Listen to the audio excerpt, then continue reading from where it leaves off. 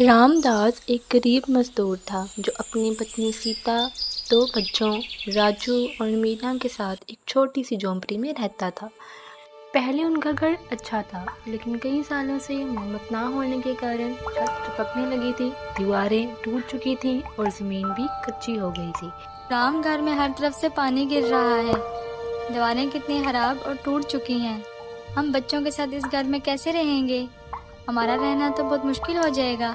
राजू अक्सर घर के हालात देखकर शिकायत करता, हमारे दोस्त के घर में टीवी है, पक्का मकान है और एक बाइक भी, लेकिन हम उसकी माँ सीता भी हार चुकी थी। रोज की ताना भरी जिंदगी में प्यार की जगह सिर्फ झगड़े रह गए थे।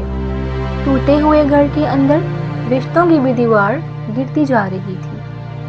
राम, मैं इस टूटे हुए मकान में मजीद नहीं रह सकती, जहाँ ना सही से बैठने की जगह है ना खाने की। यह मकान कभी भी हम पे गिर सकता है। मैं मजीद अब तुम्हारा साथ नहीं दे सकती। मैं अपने बच्चों को लेके यहाँ से जा रही हूँ। एक दिन एक वृद्ध औरत गंगा माई जो सड़क पर भीख मांगती थी, इनके घर के सामने से गुजरी। उसने देखा कि रामदास और उसका बेटा बहस कर रहे हैं। माँ रुकी और प्यार से बोली, बेटा, मैं भी कभी किसी अमीर घर की बहू थी, लेकिन रिश्ते टूट गए और मैं सड़क पे आ गई। तुम्हारे पास तुम्हारा परिवार है जो एक साथ है, यही तुम्हारा सच्चा धन है बेटा। उस रात राजू ने माँ से माफ़ी मांगी। माँ, बाबा, मुझे माफ़ कर दीजिए। मैं जानता हूँ मैंने बहुत गलत बर्ताव किया है, लेकिन मुझे माफ़ कर दीजिए।